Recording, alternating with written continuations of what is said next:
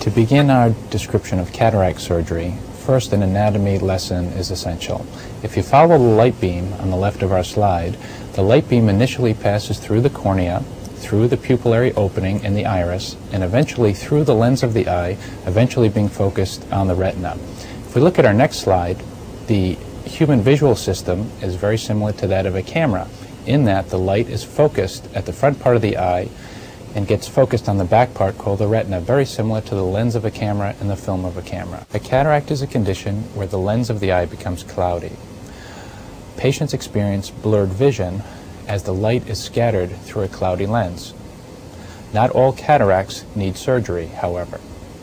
Only through a detailed discussion with the patient's surgeon does a decision on cataract surgery need to be made. In this video, the incision is just being initiated with a very sharp metal blade at the edge of the cornea.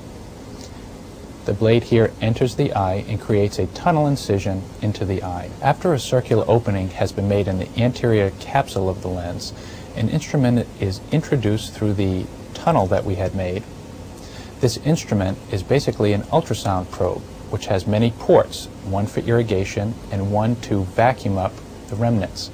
This probe fragments the lens with ultrasound. This is the ultrasound probe before being placed into the eye. As you can see, it has many ports where fluid comes out. The probe is placed into the eye, and in this action, portions of the lens are being ground by ultrasound and being aspirated through the tip. Under higher power, you can see the ultrasound is cutting a central trough in the lens. This is one technique to fragment the lens into many pieces. In this segment, the lens had been subdivided into 4 separate quadrants. Here, one of the quadrants is being grasped and subdivided into 2 smaller pieces. The remainder of the lens fragments are then aspirated and emulsified or ground up through the tip.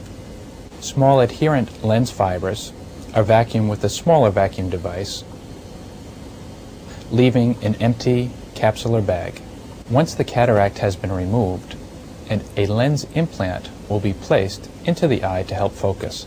This type of a lens is foldable, in that it can be folded outside of the eye and pass through our small incision and eventually unfold inside the eye without enlarging our incision. Let's see this done in practice. Here the lens is grasped, eventually folded, and placed in through our incision into the eye,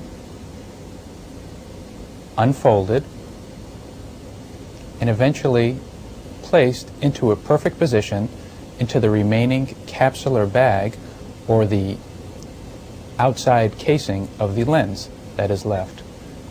Here the eye is reinflated with fluid and the procedure is complete.